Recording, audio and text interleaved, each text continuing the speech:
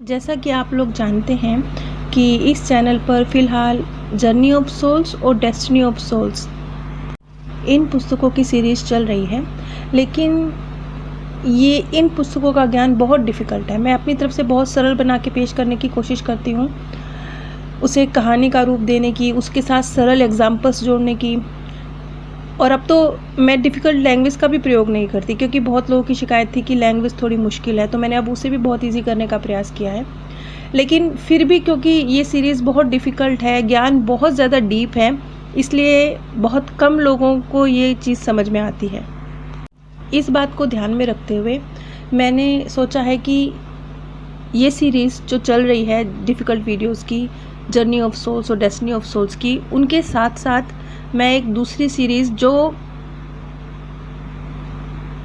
पुनर्जन्म पर आधारित है, क्योंकि हमारे बहुत से सवाल होते हैं कि जो हमारे स्वर्गीय प्रियजन चले गए हैं, क्या वो हमसे दोबारा मिलेंगे, उनके अधूरे काम जो रह गए हैं क्या वो पूरे होंगे, क्या उनकी अधूरी इच्छाएं पूरी होंगी, और अगर वो हमारे जीवन में दोबारा आएंगी तो क्या हम उन्हें पहचान पाएंगे, अब वो कहाँ जन्म लिया है उन्होंने, हम उनसे किस तरीके से मिल सकते हैं। इस तरह के बहुत सारे सवाल हैं जो किसी भी प्रियजन के जाने के बाद मन में उठते हैं। एक बुक है जिसका नाम है बोर्न अगेन। ये डॉक्टर वाल्टर सेमकी की लिखी हुई है, जो कि एमडी हैं, और इसके अलावा भी इसमें बहुत से लोगों की रिसर्च शामिल है, जिसमें प्रमाण के साथ, फ़ोटोज़ के साथ जानकारी दी गई है। और आगे आने वाली कड़ियों में जो कि मैं इस बोर्न अगेन की सीरीज़ शुरू करने वाली हूँ, उनमें मैं फ़ोटोज़ के साथ ही प्रमाणित जानकारी प्रस्तुत करूँगी। और जैसा कि मैंने बताया कि डॉक्टर न्यूटन की बुक्स मुश्किल हैं, लेकिन ब्रायन वीस की बुक्स भी और ये बुक भी काफ़ी सरल है, तो ये सीरीज़ बहुत इजी होने वाली है। डॉक्टर न्यूटन की रिसर्च तो इस तरह की है कि बहुत सारी जगहों पे अरे ये कैसे, नहीं ये नहीं हो सकता के सवाल खड़े होते हैं, मेरे मन में भी खड़े होते हैं। लेकिन मेरी खुशकिस्मती है कि आप लोगों के इतने मैसेजेस मेरे पास आते हैं, इतने आप लोगों के व्हाट्सएप मैसेज मेरे पास आते हैं, कमेंट बॉक्स में भी आप लोगों के बहुत से कमेंट आते हैं, तो मुझे पता चलता है, इस ज्ञान की सत्यता का एहसास होता है, क्योंकि बहुत से आपकी द्वारा ही दी गई जानकारी बहुत सिमिलर होती है डॉक्टर न्यूटन की रिसर्च से। तब मेरे बहुत सारे डाउट ख़त्म हो जाते हैं। मैं कोशिश करूँगी आगे आने वाली सीरीज़ में मैं आप लोगों के साथ उन अनुभवों का भी जिक्र करूँ जो व्हाट्सएप मैसेज आप लोग मुझे भेजते हैं, क्योंकि ज़्यादातर लोग नहीं चाहते कि वो अपना वॉइस मैसेज, जैसे कि मैं पहले कोशिश करती थी कि आप लोग अपने एक्सपीरियंस अपनी ही लैंग्वेज में बताएं, लेकिन ऐसा नहीं हो पाया, क्योंकि ज़्यादातर लोग नहीं पसंद करते अपने अनुभवों को शेयर करना, वो बस लिख देते हैं। तो इस चीज़ को ध्यान में रखते हुए मैंने सोचा है कि अब जब मैं न्यूटन की रिसर्च के ऊपर मैं वीडियोस बनाऊंगी, तो मैं उन अनुभवों को भी शामिल करूंगी जो आप लोग मुझे व्हाट्सएप के माध्यम से भेजते हैं, ताकि सत्यता की थोड़ी क्लैरिटी मिल सके, सत्यता पर एक मुहर लग सके। उदाहरण के तौर पर जैसे कि मैंने बताया कि मृत्यु के बाद भी आत्माएं सीखती हैं, वहाँ पर भी एक स्कूल की तरह स्थिति है, जहाँ पर हर स्तर की आत्माएं हैं जो आत्मिक उन्नति के लिए सीखती हैं। जब मैंने ये बात बताई तो स्वाभाविक तौर पर अधिकतर लोगों के क्वेश्चन मार्क रहता ही है इस पर कि कैसे कह सकते हैं।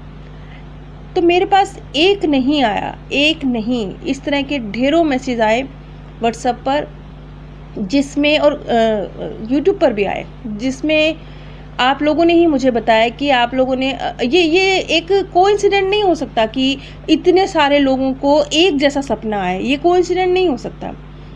तो आप लोगों ने ही अपने सपने मेरे साथ शेयर किए कि आप लोग अपने स्वर्गीय प्रियजनों को पढ़ते हुए या पढ़ाते हुए देखते हैं।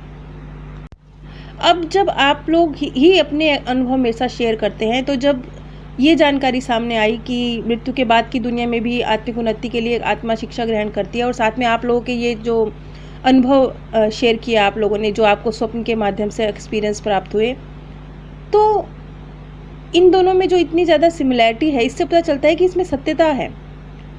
और ये एक्सपीरियंस किसी एक ने नहीं, अनेकों ने मेरे साथ शेयर किया है। मैं आप लोगों के इन अनुभवों को भी आगे की आने वाली वीडियोस में शामिल करूंगी, ताकि वीडियोस और सरल हो सके और उनकी सत्यता पर मुहर लग सके।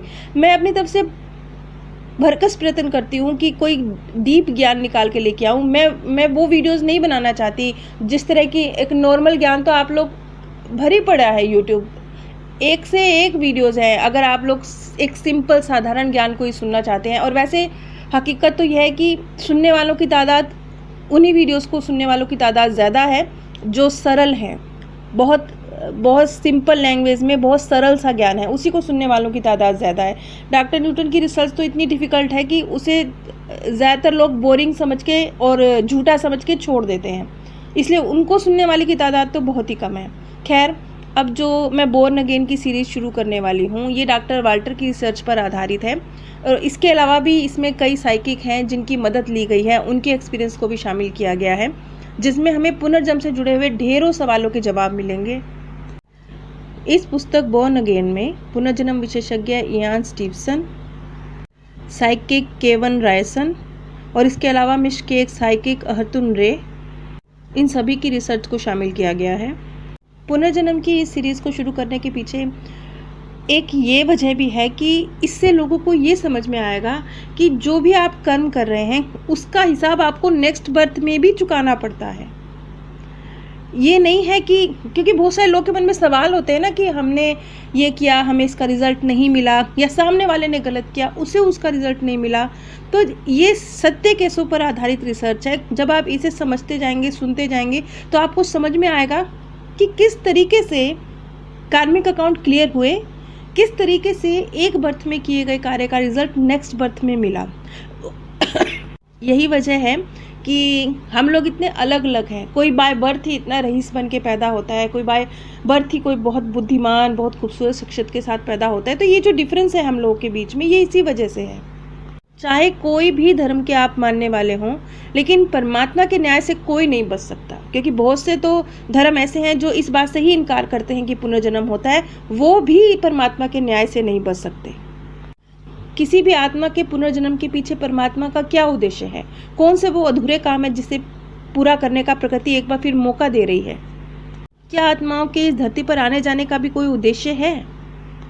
और पुनर्जन्म के केसेस के बहुत से सबूत मिले हैं, और बहुत से, खास तौर पे जिन लोगों की एक्सीडेंटल मृत्यु होती है उन लोगों के, और भी कई अन्य लोगों के इस तरह के केस मिले हैं जिसमें उनकी शक्ल सूरत भी एक सी रही है, उनके जो व्यक्तित्व के लक्षण थे वो भी मिलते जुलते रहे हैं, उनकी जुनून, उनकी प्रतिभाएं, यहाँ तक कि जो उनकी हैंडराइटिंग थी वो भी सेम रही है। जब हैंडराइटिंग एक्सपर्ट से वो हैंडराइटिंग्स चेक कराई गई तो उन्होंने कहा कि ये एक ही व्यक्ति द्वारा लिखी गई हैं, जबकि एक व्यक्ति का निधन हो चुका है और दूसरा व्यक्ति उसके बाद पैदा हुआ है, वो उसकी हैंडराइटिंग और जो व्यक्ति की मृत्यु हो चुकी है उसकी हैंडराइटिंग, जब हैंडराइटिंग एक्सपर्ट के पास गई तो उन्होंने कहा कि ये दोनों हैंडराइटिंग एक ही व्यक्ति की लिखी हुई हैं। तो कहाँ कहाँ जाके किस तरीके की सिमिलैरिटीज मिलती हैं।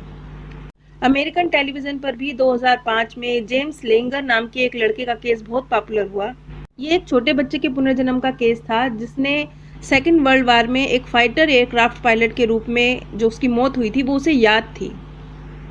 ये केस बहुत पॉपुलर हुआ था और इसे ABC प्राइम टाइम पर प्रसारित किया गया था, और 2011 में लेंगर के इसी केस को हिस्ट्री चैनल पर भी दिखाया गया था।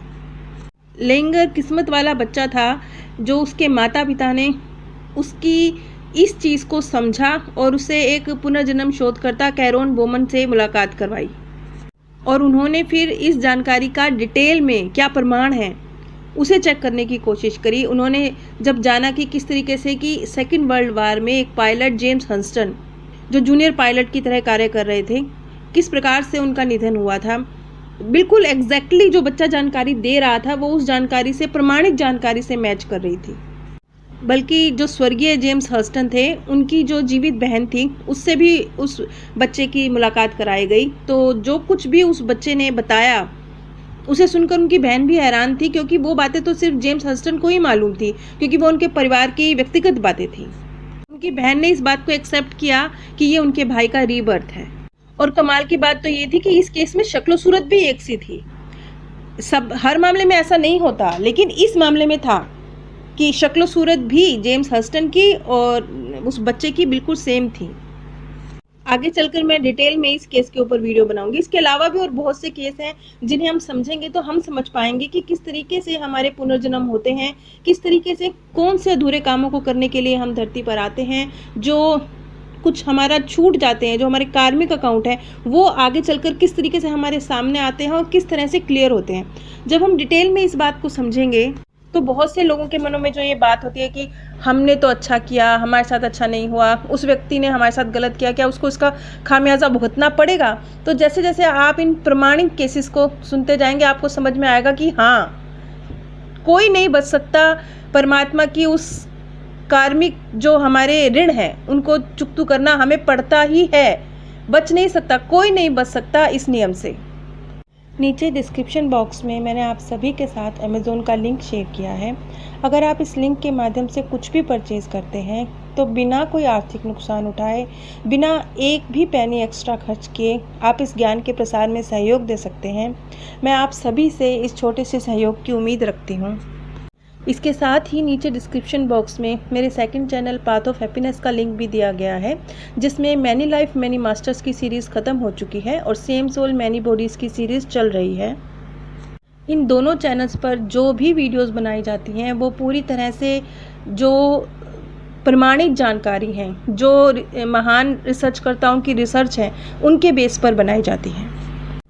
आप सभी पर परमात्म सौंदर्य, प्रेम और आनंद सदैव बरसता रहे। आप सभी दिव्य परम धाम में स्थान प्राप्त करें। जैसा कि आप लोग जानते हैं कि इस चैनल पर फ़िलहाल जर्नी ऑफ सोल्स और डेस्टिनी ऑफ सोल्स इन पुस्तकों की